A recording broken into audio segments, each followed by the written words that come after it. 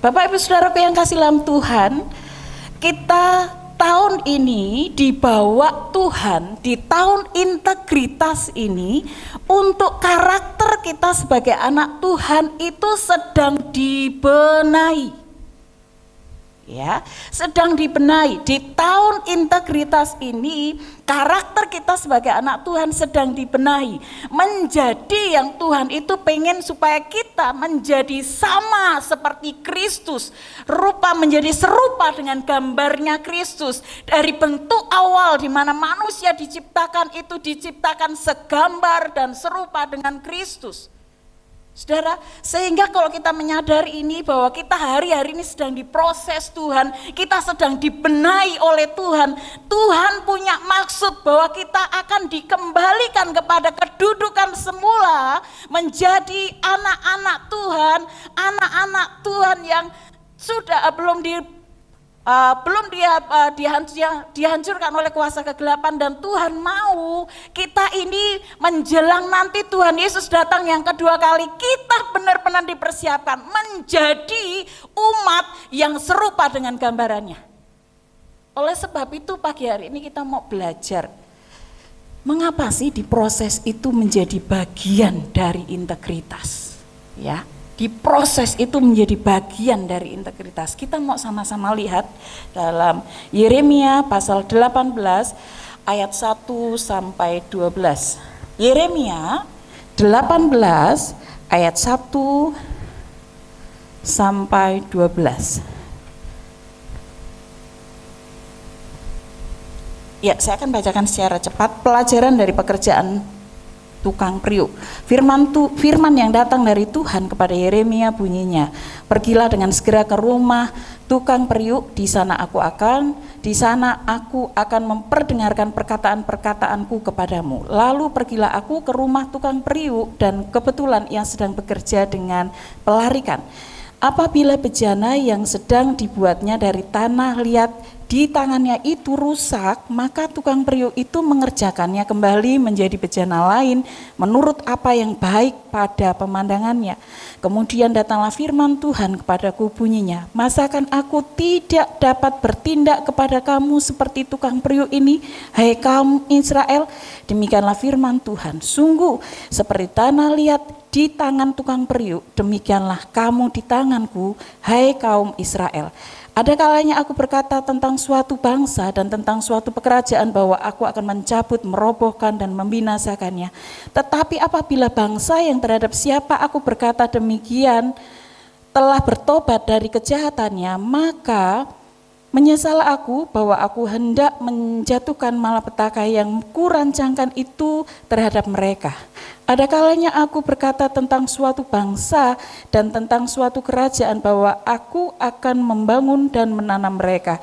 Tetapi apabila mereka melakukan apa yang jahat di depan mataku dan tidak mendengarkan suaraku, maka menyesal aku bahwa aku hendak mendatangkan keberuntungan yang kujanjikan itu kepada mereka. Sebab itu, katakanlah kepada orang Yehuda dan kepada penduduk Yerusalem, beginilah firman Tuhan, sesungguhnya aku ini sedang menyiapkan malapetaka terhadap kamu dan merancangkan rencana terhadap kamu. Baiklah kamu masing-masing bertobat dari tingkah lakumu yang jahat dan perbaikilah tingkah lakumu dan perbuatanmu. Tetapi mereka berkata, tidak ada gunanya sebab kami hendak kelakuan mengikuti rencana kami sendiri dan masing-masing hendak bertindak mengikuti kedegilan hatinya yang jahat. Saudaraku yang kasih dalam Tuhan, sekali lagi saya mau katakan bahwa di tahun integritas ini kita sedang diproses Tuhan. Ya, kita sedang dibenerin Tuhan, kita sedang diperbaikin Tuhan. Segala karakter, segala hal-hal yang tidak berkenan di hadapan Tuhan hari-hari ini sedang diupayakan untuk kita benar-benar menjadi pribadi yang Tuhan inginkan, yaitu menjadi serupa dengan Kristus nantinya. Saudaraku yang kasih dalam Tuhan, kita mau lihat kenapa sih, mengapa diproses itu menjadi satu bagian dari mengapa diproses itu menjadi bagian dari integritas. Yang pertama, kalau kita lihat ayat 4 sampai 6 itu Tuhan punya rencana. Yang pertama, supaya indah dalam pandangannya. Supaya indah dalam pandangannya. Saudaraku, seperti awal tadi saya katakan bahwa kita ini orang yang sudah jatuh dalam dosa. Manusia yang sudah jatuh dalam dosa. Nah, orang yang berdosa ini kita sudah dirusak oleh iblis. Maka tubuh, jiwa, dan roh kita itu sudah dipengaruhi iblis demikian rupa. Sehingga kita boleh, jiwa kita gampang untuk putus asa.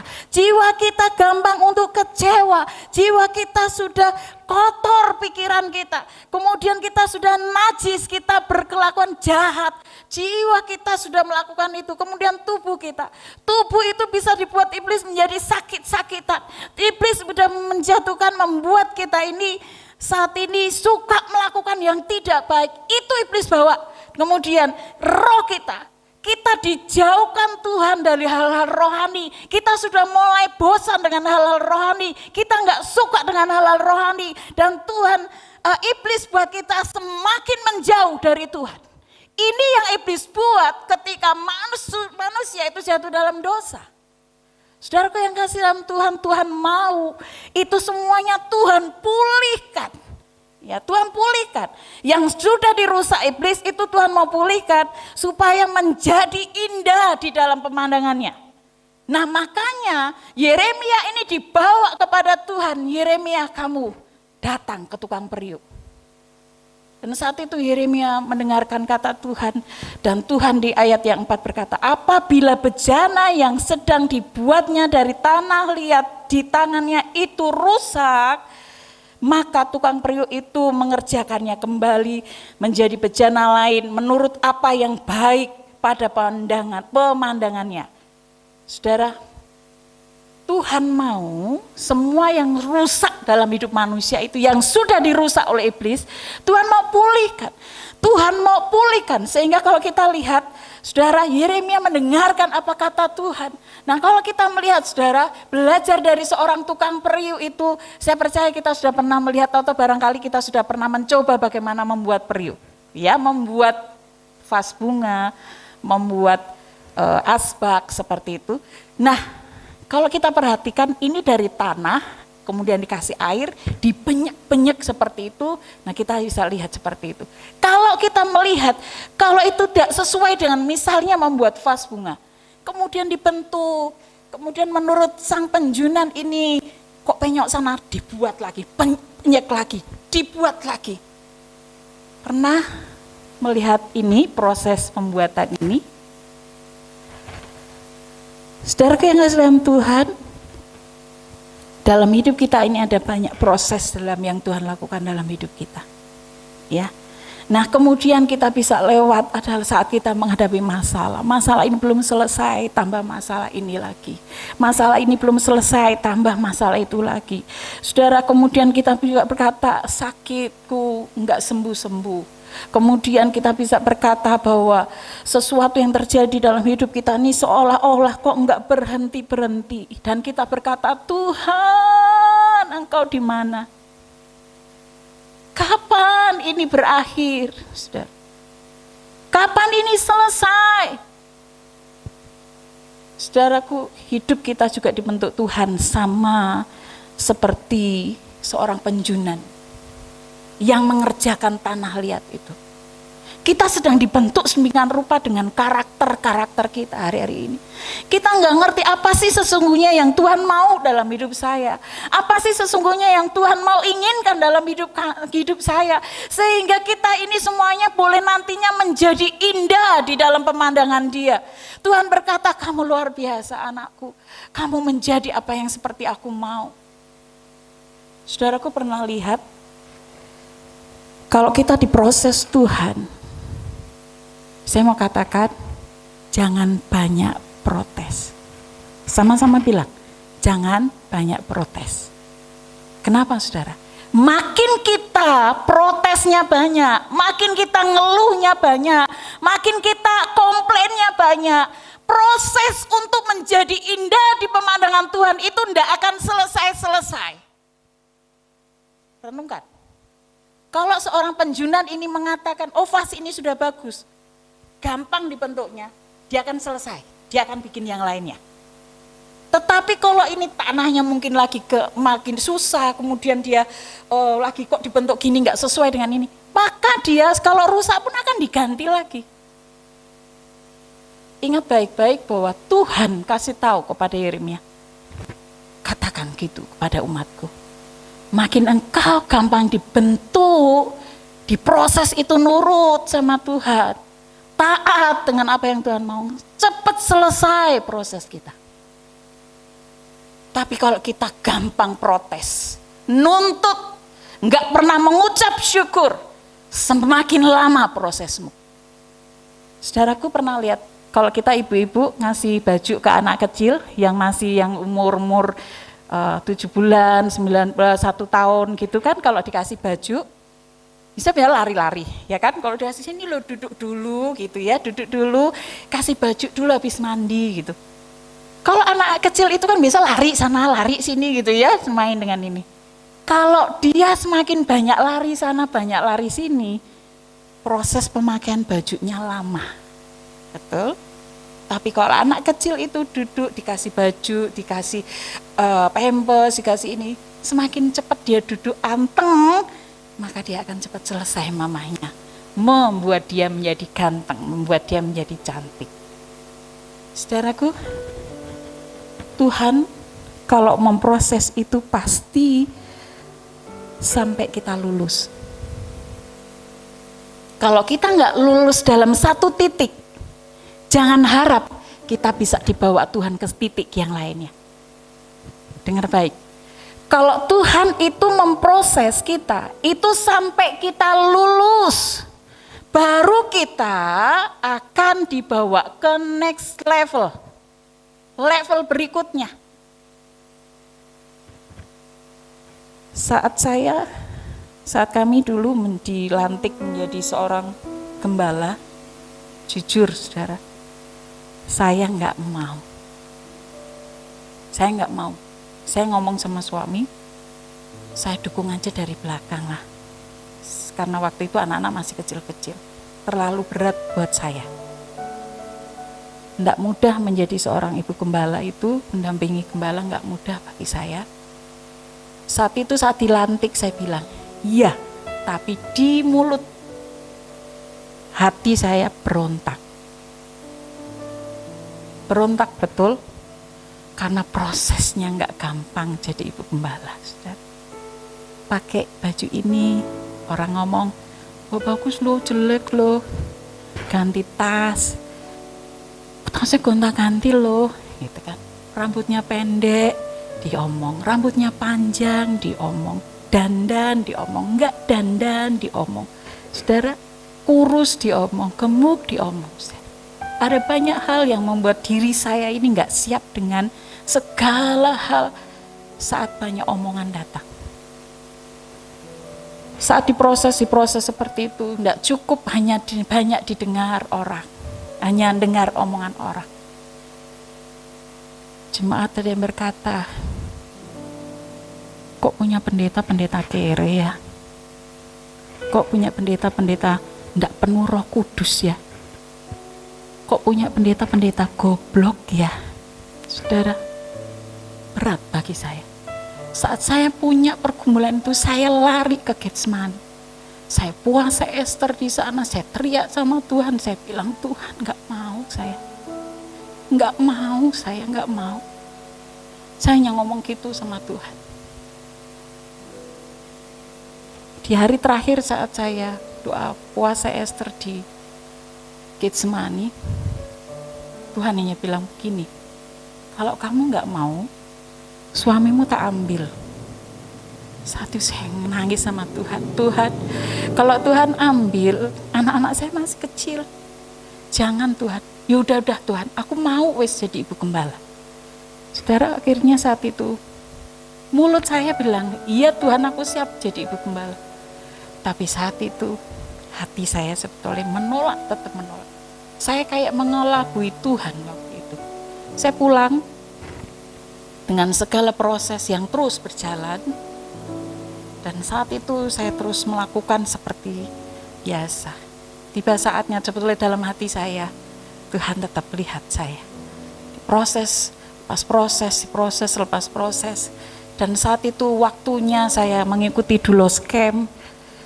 Peserta Dulos Camp itu ndelosor, saudara, kalau berdoa. Dulos itu hamba, dulos itu budak, dan kita tidak ada apa-apanya. Saat itu peserta itu semuanya ndelosor, nggak ada berdoa yang duduk, tetapi ndelosor. Dan saat ndelosor itu saya hanya bilang, Tuhan, aku nggak mau jadi pegembala. Saat itu, saudaraku, hanya ada suara yang saya dengar. Saat saya ndelosor, saat saya nangis, Tuhan hanya bilang, aku menyertai. Itu lembut di telinga saya. Dan saya sempat tengok kanan kiri, nggak ada orang. Dan saya tahu itu suara Tuhan yang berkata, aku menyertaimu. Saat itu saya berkata, Tuhan ampuni saya. Kalau Tuhan menyertai saya di dalam setiap proses yang Tuhan percayakan untuk saya taat menjadi hamba-Mu, untuk menjadi ibu gembala, ini aku, saya bilang. Tapi aku mau Tuhan, kalau Engkau janji Tuhan menyertaiku, sertai aku. Dan saat itu saya bangkit dari situ. Disitulah saya mulai lulus antara mulut dan hati saya. Saat saya berkata, Tuhan ini aku siap untuk mendampingi suamiku menjadi ibu gembala di GBI Gunung Padang. Saudara, dan saat itu ketika Tuhan luluskan saya dengan ketaatan, Tuhan the next levelkan saya. Jadi setiap kali Tuhan ngomong apa, hati saya ini ketika Tuhan berkata kamu taat, saya akan lakukan taat. Kenapa? Saya sudah lulus. Jadi ketika saya gampang mengatakan, ketika saya belajar taat dengan diproses Tuhan yang bilang kamu taat. Dan saat hati saya beres, mulut saya beres, Tuhan naikkan saya menjadi orang yang gampang taat melakukan apa yang Tuhan mau. Saudaraku, proses demi proses yang Bapak Ibu Saudara hari-hari ini sedang dikerjakan, hari-hari ini sedang terjadi dalam hidup Bapak Ibu Saudara. Ayo, Tuhan mau kita mengerti, Tuhan mau kita ini jangan saat diproses Tuhan, enggak usah banyak komplain, enggak usah banyak protes, enggak usah banyak nuntut, kenapa Tuhan, kenapa Tuhan, kenapa Tuhan. Saudara, Tuhan mau kita duduk dan berkata, ini aku Tuhan. Proseslah seperti apa yang Tuhan mau. Karena Tuhan itu membuat indah, kita ini dibuat indah dalam pandangan Dia. Ayat yang ke-6 itu berkata, masakan aku tidak dapat bertindak kepada kamu seperti tukang periuk ini, hai kaum Israel. Demikianlah firman Tuhan, sungguh seperti tanah liat di tangan tukang periuk, demikianlah kamu di tanganku, hai kaum Israel. Jadi Tuhan akan buat kita menjadi indah dalam pandangan Dia. Mungkin kita akan berontak hari-hari ini dengan segala proses yang ada. Tetapi Tuhan punya tujuan bahwa kita ini semua akan dibentuk Tuhan sedemikian rupa untuk menjadi indah dalam pandangan Tuhan. Jadi jangan banyak protes. Amin. Haleluya. Itu yang pertama. Yang kedua, yuk kita mau lihat next. Yang kedua, diproses itu bagian dari integritas. Supaya kita itu menjadi indah dalam pandangannya. Yang kedua, supaya iman kita dimurnikan Tuhan. Dimurnikan Tuhan. Jadi ada banyak yang membuat iman kita tidak murni lagi saat kita menjalani hidup, saudara. Supaya saat proses itu diizinkan Tuhan, supaya kita ini menjadi indah dalam pandangannya, tapi justru kita ini berpikir begini, saudara. Tuhan itu di mana ya? Tuhan itu ada atau tidak ya? Terus kemudian kita, Tuhan itu sayang gak sih sebetulnya sama kita? Katanya Tuhan itu baik, mana? Kok aku terus begini? Saudara, saya dipekakan Tuhan untuk ngomong ini saat saya selesai khotbah bulan lalu. Saya bawa itu terus di hadapan Tuhan. Dan Tuhan bilang begini, umatku hari-hari ini banyak yang sedang aku proses. Tetapi mereka gak ngerti bahwa mereka ini sedang aku murnikan menjadi indah di hadapan Tuhan. Saudara, jemaat Tuhan di tempat ini Tuhan berkata, mereka sedang aku proses supaya indah di hadapanku. Tuhan mau saat kita ini diproses Tuhan, iman kita ini menjadi murni di hadapan Tuhan. Bukan setengah-setengah, bukan hilang harapan lagi, bukan sesuatu yang kita berkata di mana Tuhan, sehingga kita saat ini ketika seolah-olah Tuhan belum jawab, ketika seolah-olah Tuhan belum dengar, ketika seolah-olah Tuhan belum perhitungkan itu, kita akan mencari iman yang lain, kita mencari kekuatan yang lain, kita mencari pertolongan yang lain. Stop, kata Tuhan.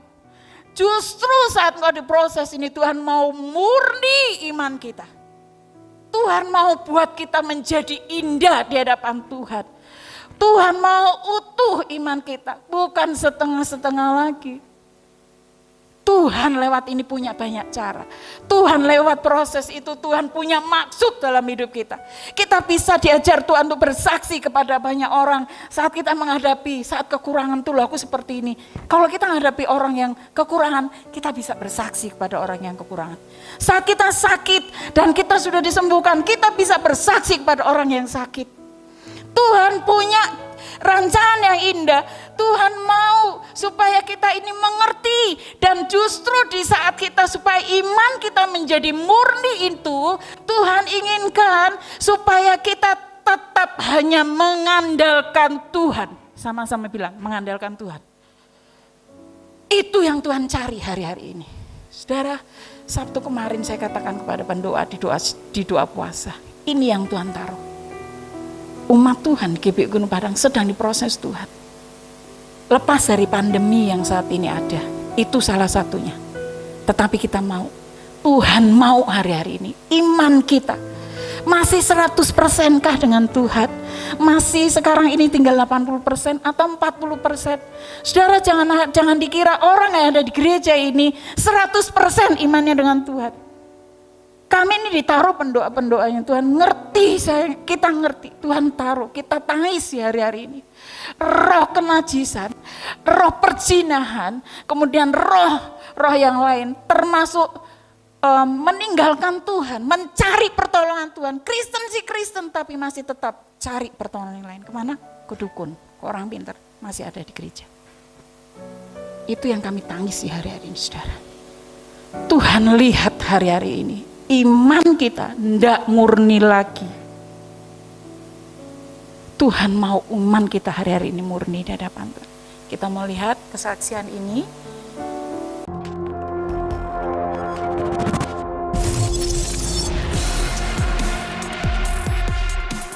Saya mengalami kebingungan, kekosongan hidup yang sangat mendalam, dan akhirnya saya bertanya, Tuhan itu ada atau tidak?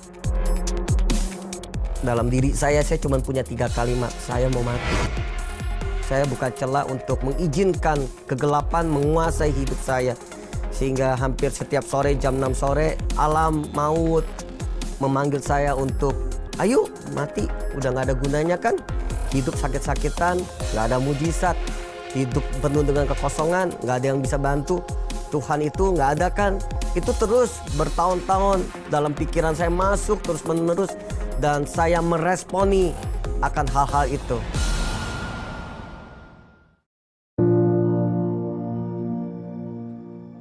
Nama saya Paulus Suryajaya, 3 bersaudara. Saya anak ketiga dan anak yang terakhir bungsu. Sejak kecil, dari umur bayi 3 bulan, saya sudah kena sakit asma dan sudah minum obat, antibiotik, disuntik.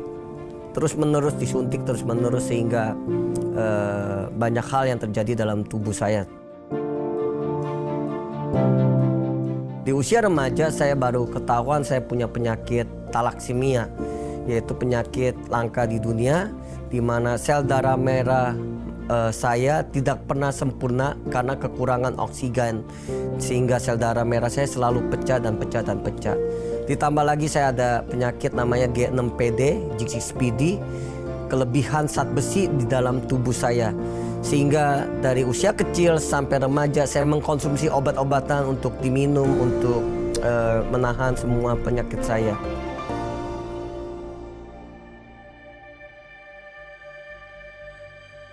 Saya lahir dari keluarga yang sudah taat melayani Tuhan dan cinta Tuhan. Karena keluarga, faktor lingkungan, melayani Tuhan, mau gak mau saya melayani Tuhan tanpa saya mengerti apa arti sebuah pelayanan.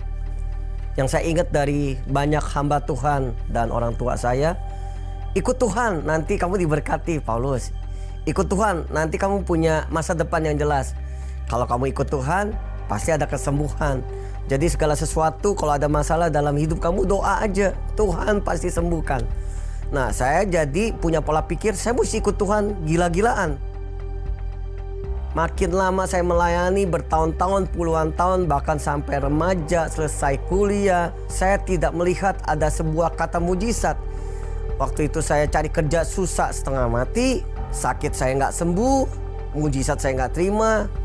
Jangankan ngomong masa depan, saya mengalami kebingungan, kekosongan hidup yang sangat mendalam, dan obat yang saya konsumsi semakin banyak. Penyakit ada aja yang sakit ini, sakit itu, sakit ini, sakit itu. Sehingga saya mulai frustrasi saat itu. Karena saya melihat teman-teman saya, ada yang mau sekolah di Jerman jadi dokter, ada yang mau sekolah di Australia, Amerika jadi pengusaha, jadi bisnismen, ada yang meneruskan usaha papanya. Dalam pergumulan, kekosongan, kesepian, kebingungan, tidak ada masa depan. Tapi saya tetap harus melayani Tuhan karena kewajiban. Sampai satu titik saya mengalami stuck yang sangat luar biasa, titik klimaks, titik kejenuhan yang membuat saya semua ini drama dan saya harus mengakhiri drama ini. Saya hilang harapan, saya panggil Tuhan Yesus di mana sambil menangis setiap hari. Tapi kekosongan itu tidak berubah, tetap kosong, tetap sunyi, malah makin terpuruk dalam hidup saya.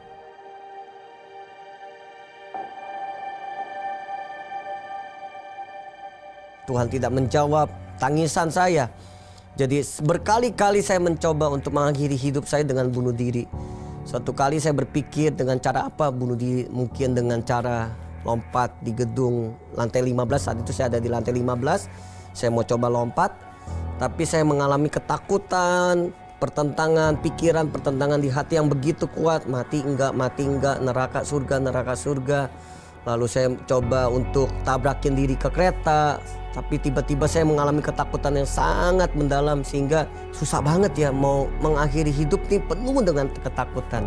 Pikiran ini udah dikuasai iblis, pikiran ini udah dikuasai kegelapan, sehingga satu titik saya merencanakan untuk mengakhiri hidup saya. Bahkan saya berdoa, saya ingat itu, saya berdoa, Tuhan saya mau mati, tutup bungkus dengan darah Yesus, biar nanti kalau saya mati, saya masuk ke surga, nama saya dicatat di buku kehidupan. Tetap sempat berkata-kata seperti itu karena pergumulan yang sangat luar biasa. Jadi saya udah ancang-ancang jarak 5 meter, di depan udah ada mobil. Saya udah siap sambil menangis dan saya berkata, Tuhan saya mau mati hari ini. Dalam keadaan kendaraan yang cukup cepat, laju kendaraan yang cukup cepat dan kencang, tiba-tiba saya nggak pernah dengar satu suara yang berkata begitu lembut. Dalam keadaan depresi, tiba-tiba ada suara berkata, Paulus, kalau kamu mati saat ini, kamu mau kemana? Saya kaget itu, spontan saya kaget dan saya berkata, langsung saya spontan berkata, ke neraka Tuhan. Dan saat itu saya berhenti, saya kaget, saya menangis. Dan saya berkata, Tuhan Engkau ada. Lalu Tuhan berkata, aku memberikan engkau damai sejahtera, penuh harapan dan bukan kecelakaan. Dan saya tahu itu Yeremia 29 ayat 11. Dan mulai saat itu hidup saya mengalami perubahan. Ada beban yang sangat terangkat. Begitu lama, begitu bertahun-tahun saya berdoa, nggak ada jawaban. Tiba-tiba ada jawaban dan solusi yang betul-betul memberikan solusi yang tidak pernah saya pikirkan. Badai itu terangkat, beban itu terangkat, damai sejahtera mengalir begitu saja. Sejak saat itu, sejak saya mendengar suara itu dan saya tahu itu suara Tuhan secara audible, hidup saya mengalami proses pemulihan walaupun tidak langsung, pelan-pelan tapi pasti. Saya memiliki pegangan, damai ini mulai mengalir kembali, hati ini yang kosong mulai terisi kembali, semangat untuk berdoa, semangat untuk melayani dipulihkan kembali, dan itulah awal di mana saya ketemu Tuhan secara pribadi. Oleh sebab itu di Yeremia 17 ayat 5 berkata, yuk kita bisa sama-sama baca Yeremia 17 ayat yang kelima. Kita baca sama-sama, 1, 2, 3. Beginilah firman Tuhan, terkutuklah orang yang mengandalkan manusia, yang mengandalkan kekuatannya sendiri, dan yang hatinya menjauh daripada Tuhan. Ayat 7, 1, 2, 3. Diberkatilah orang yang mengandalkan Tuhan, yang menaruh harapannya pada Tuhan. Itu yang Tuhan mau. Dengan diproses itu kita belajar duduk di bawah kaki Tuhan. Belajar mengerti apa sih yang Tuhan mau dalam hidup saya. Tidak hanya cuman protes, tidak hanya sekedar nuntut, tetapi kita belajar duduk mengerti apa Tuhan yang Tuhan mau dalam hidup saya. Mungkin kita sedang diajar untuk bertobat dari hal-hal yang kita lakukan selama ini yang tidak berkenan. Atau mungkin Tuhan sedang suruh kita sebetulnya sesuatu tetapi kita tidak lakukan. Atau mungkin Tuhan sedang mengajar, andalkan Tuhan 100%. Belajar untuk mendengar apa yang Tuhan mau dalam hidup kita. Saudaraku yang dalam Tuhan, bersyukur saat kita sedang diproses hari-hari ini. Tuhan dengan jelas berkata, sampaikan ini. Umatku GBI Gunung Padang sedang banyak aku proses. Tetapi Tuhan punya rencana supaya kita indah di pemandangannya. Dan yang kedua, supaya iman kita murni di hadapan Tuhan. Kita bangkit berdiri sama-sama. Bersyukur saat kita diproses karena Tuhan sedang tertuju kepada kita dan Dia punya rencana indah di dalam hidup kita. Namun kita seringkali tidak ngerti apa yang Tuhan mau dalam hidup kita.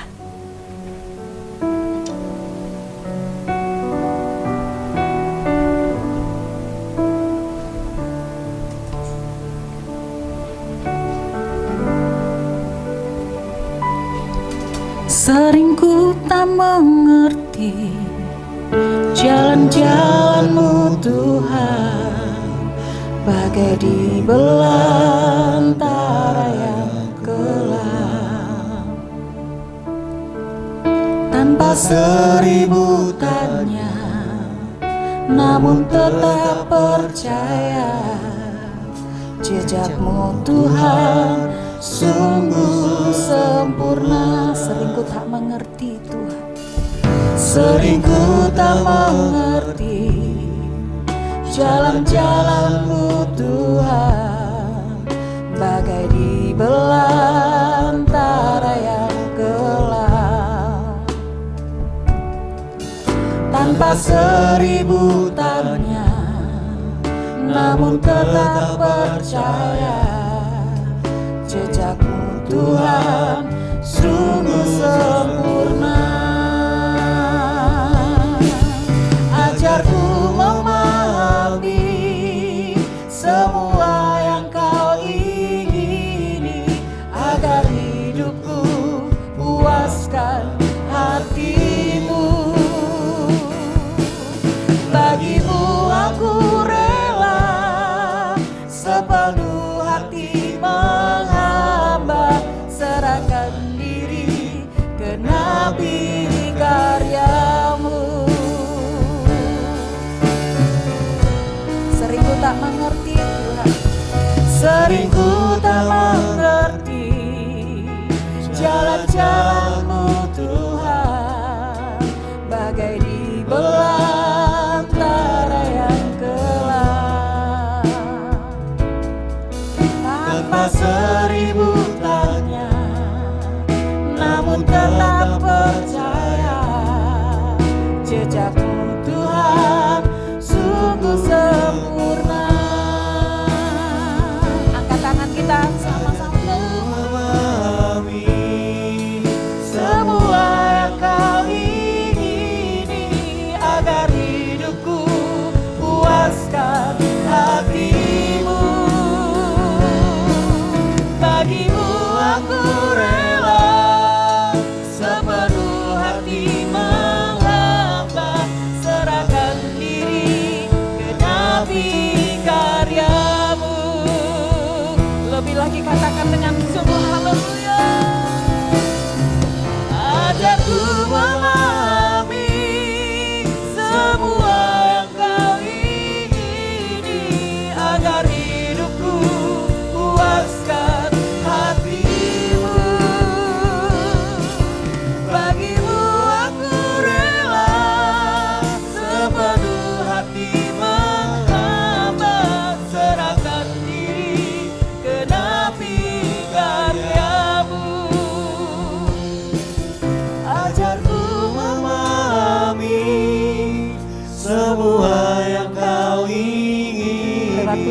Bapak Ibu Saudara ngomong sama Tuhan. Puaskan hatimu. Kita mengerti rencana Tuhan. Bagimu aku rela. Buka hati untuk kita rela dibentuk Tuhan. Serahkan diri. Lebih lagi ajarku memahami. Engkau ngomong sama Tuhan lewat pujian ini. Ajarku memahami. Buat kami memahami Tuhan. Semua yang kau ingin. Buat kami mengerti apa yang Tuhan mau. Hidupku. Puaskan hatimu. Yes. Bagimu aku rela. Ajar kami rela dibentuk Tuhan. Serahkan diri, genapi karyamu. Serahkan diri Tuhan. Serahkan diri, genapi karyamu. Serahkan diri, genapi karyamu.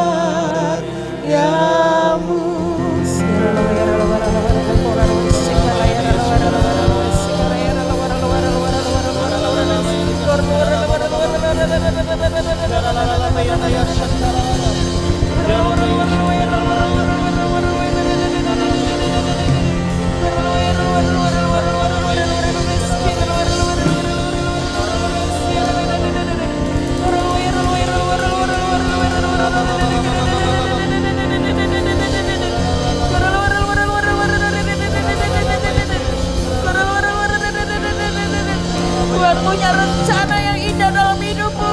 Tuhan punya rancangan yang indah dalam hidupmu.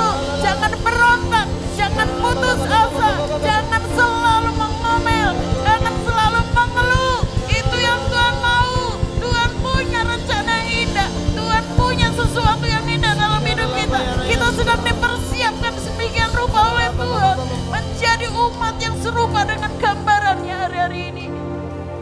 Tuhan mau.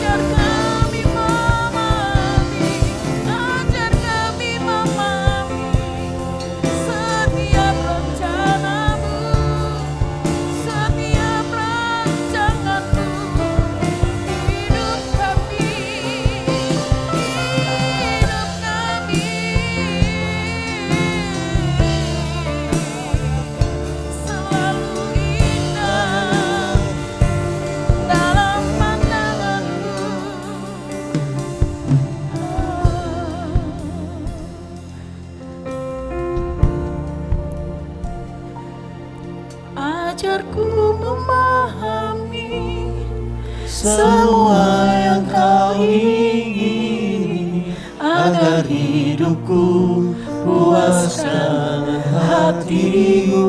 Itu kerinduan Tuhan.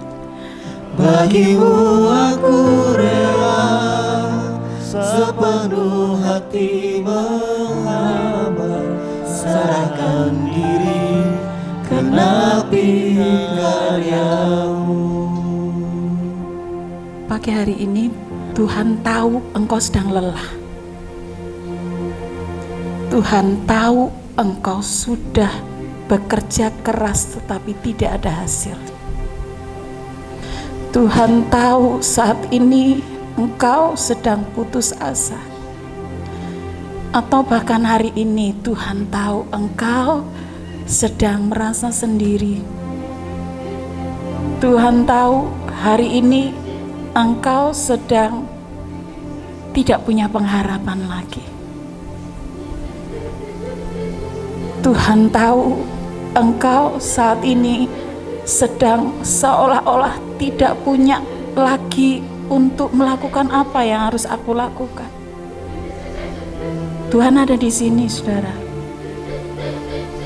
Kalau saya sampaikan ini karena Tuhan mau kita mendengar suara ini. Tuhan mau Kita ngerti, kita mengerti. Dan Tuhan jelas berkata, aku sedang memproses jemaatku GBI Gunung Padang. Saudara, ayo, Yeremia ditunjukkan seperti umat Israel sedang dibentuk Tuhan, kita juga sedang dibentuk. Yes, Dia ada di sini saat ini, dan Dia lihat kita, Dia lihat kita, Dia lihat kita, Dia lihat kita. Yes, Dia lihat kita, saudara. Tidak ada seorang pun yang hari ini akan dilewati Tuhan. Tidak ada seorang pun yang hari ini sedang dibiarkan Tuhan. Kalau kita berkata, mana Tuhan? Mana Dia? Kita nggak ngerti apa maunya Tuhan. Yes, angkat tanganmu di hadapan Tuhan pagi hari ini. Semuanya angkat tangan di hadapan Tuhan. Ajarku memahami semua yang Kau ingin. Waktu selanjutnya agar hidupku puaskan hatimu. Bagimu aku rela sepenuh hati menghamba, serahkan diri, genapi karyamu. Serahkan diri, serahkan diri, genapi karyamu. Serahkan diri, serahkan diri, genapi karyamu.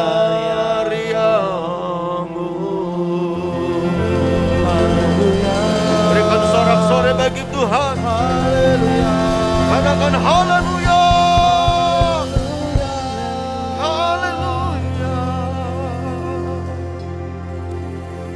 Terima kasih Tuhan, terima kasih. Saudaraku yang dikasihi Tuhan, percayalah bahwa Tuhan tidak biarkan engkau jalan sendiri. Ketika engkau lemah, Tuhan sumber kekuatanmu. Ada sepasang mata melihat engkau pagi hari ini. Bahkan Dia tidak hanya melihat engkau, tapi ada tangannya yang kuat menopang engkau pagi ini. Katakan bebanmu kepada Tuhan. Tuhan melihat hatimu yang hari ini mungkin banyak hal yang kepikirkan. Hatimu rasanya tidak kuat menjalani hidup ini. Tapi Tuhan tahu itu. Makanya Dia berkata pencobaan yang kamu alami itu adalah pencobaan biasa yang tidak melebihi kekuatanmu. Ketika engkau merasa tidak sanggup, percayalah ketika hatimu kepada Tuhan, hatimu tertuju kepada Tuhan, Tuhan siap menghampiri engkau pagi hari ini. Terima kasih Tuhan. Terima kasih Bapa. Kami ucap syukur dan terima kasih untuk waktu yang baik yang Tuhan berikan untuk kami umat-Mu, boleh ada di tempat ini untuk memuji memuliakan nama-Mu. Kami telah menyembah-Mu, kami telah membawa korban syukur kami. Kiranya semua yang kami lakukan baru berkenan kepadamu. Demikian juga firman-Mu yang telah mengajar kami. Ketika kami hari-hari ini mungkin sedang diproses, ajar kami untuk tetap memandang kepadamu, supaya kami bisa melewati proses demi proses itu, supaya kami menjadi indah di pemandangan Tuhan. Agar hidup kami menjadi alat Tuhan, menjadi berkat karena iman kami dimurnikan. Materaikan firman itu di hati kami, agar firman Tuhan itu membuat kami bangkit dalam Tuhan. Berkati hamba-Mu yang sudah menyampaikan isi hati-Mu pagi hari ini, terus perlengkapi dengan hikmat dan kuasa-Mu, supaya kemanapun nama-Mu ini pergi untuk berlayan pekerja-Mu, penyertaan Tuhan sempurna dan pelanjari berkat. Dan setiap kami semua yang hadir pagi ini, yang melayani maupun dilayani, tidak seorang pun dilewati, semua yang boleh diberkati Tuhan. Dan tidak lupa berdoa untuk persiapan ibadah yang kedua nanti sore. Allah Roh Kudus yang terus bekerja, Allah Roh Kudus yang terus mengurapi kami semuanya, dan Allah Roh Kudus yang memimpin supaya ibadah kami bukannya sekedar rutinitas kami, tapi ibadah yang kami lakukan karena kami membutuhkan Engkau. Sebentar kami akan berpisah satu yang lain, seperti Tuhan menuntun kami pada waktu kami berangkat ke gereja, demikian juga pada waktu kami pulang, penyertaan Tuhan sempurna bagi kami, supaya sepanjang hari ini hidup kami tetap memuliakan nama-Mu. Di dalam nama Tuhan Yesus Kristus kami sudah berdoa mengucap syukur atas semua yang Tuhan sudah lakukan dalam ibadah kami pagi ini. Haleluya, haleluya. Mari angkat tangan kita bersama-sama. Kita akan pulang dan terima berkat pada Tuhan. Tuhan memberkati engkau dan melindungi engkau. Tuhan menyinari engkau dengan wajahnya dan memberikan kasih karunia. Tuhan menghadapkan wajahnya kepadamu dan memberikan damai sejahtera. Sekarang saudaraku dikasih Tuhan, pulanglah dan terimalah berkat dari Allah Bapa, kasih sayang di dalam Tuhan kita Yesus Kristus, serta persekutuan dengan kuasa Roh Kudus menyertai kita sekalian mulai saat ini sampai Maranatha. Yang percaya diberkati Tuhan, kita sepakat berkata amin.